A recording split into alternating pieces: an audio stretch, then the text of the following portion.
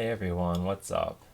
So every now and then I like to go to Google Trends to see how popular a thing is outside of just a single internet platform. So for example, let's say Smosh, the super popular YouTube channel that I'm sure you all know about. If we just look at the subscriber count of Smosh, it's always going to go up because way more people will subscribe to a channel than will ever unsubscribe from it. But if we go to Google Trends, which I feel like is much more authentic and organic, we see that Smosh was actually most popular between 2011 and 2015. And then a little bit later, Anthony left Smosh, which was super sad. And ever since then, it's never been quite as popular. So I think Google Trends is just a good way of holistically seeing across the whole internet how popular is Smosh. I like doing this with my own stuff that I've posted to the internet as well. So if we search BFDI, we can see that it's gradually increasing year after year, which I think is a really good sign. It's awesome to see that the community is still growing. And as you'd expect, there's a big jump up in November 2017, which is when BFB, the fourth season, and the current one, first started.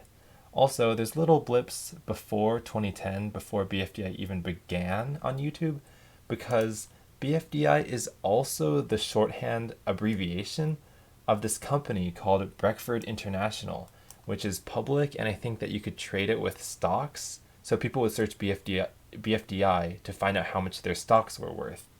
But I think it closed sometime between 2012 and now, so it's not BFDI anymore. But I think it's pretty funny to read this super businessy article, and it says, Breckford International Corporation announces common stock trading symbol has changed to BFDI.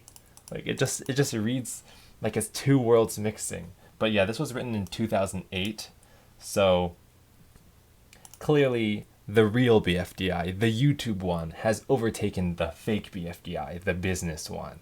Anyway, we all know that mid 2012 is when the algorithm shifted to favor watch time, and that's when BFDI really started to gain traction, which now seems pretty small in the grand scheme of things.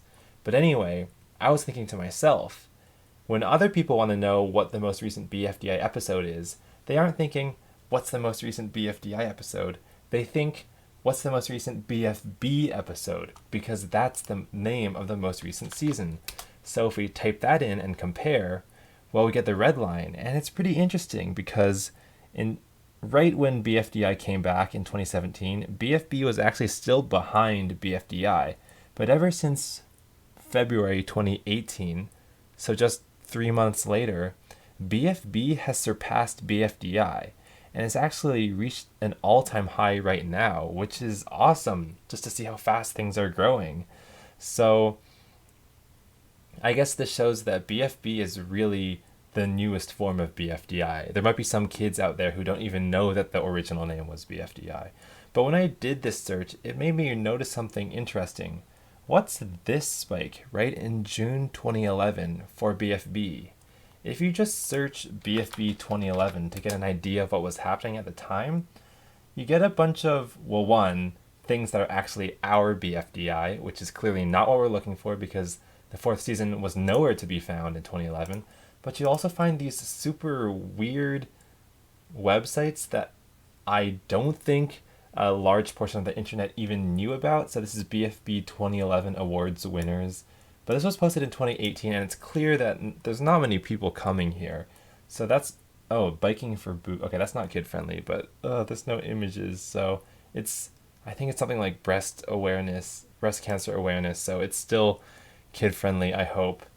But anyway, I couldn't find anything. So if you search BFB June 2011 to get a little more specific, you get biofuels business, which I feel like is even less searchable and knowable by the general public. You know, who reads these industry documents, right?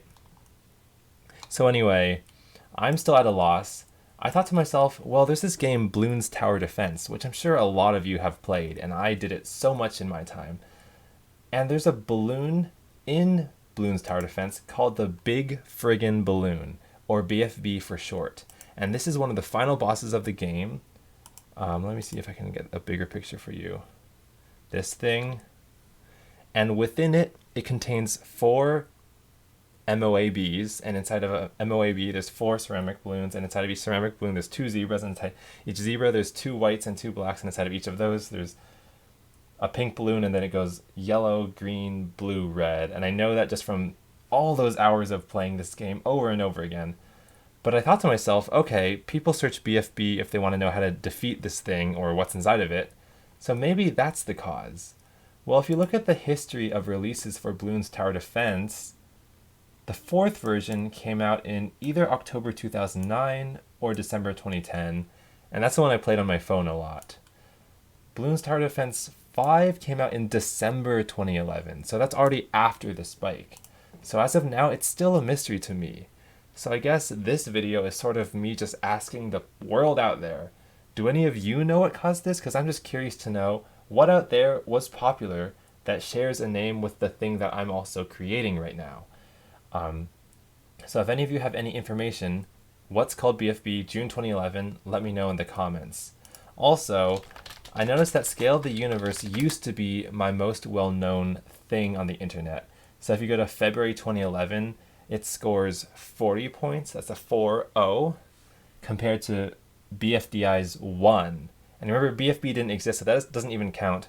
So for a long time, the Scale of the Universe was my biggest thing on the internet by a ratio of 40-1. But now the ratio is completely the other way around, with BFB scoring 100 points, that's 100, and Scale of the Universe scoring 2. So it's a 50-1 ratio in the other direction, and I think that's really interesting. Anyway, I think Google Trends is just a really interesting place to see patterns going on in the world in general, and I used it for the history of most popular memes on my Abacaba channel, so it's definitely a source of data sets that you can play around with. Yeah, that's my whole video. Bye! Bye!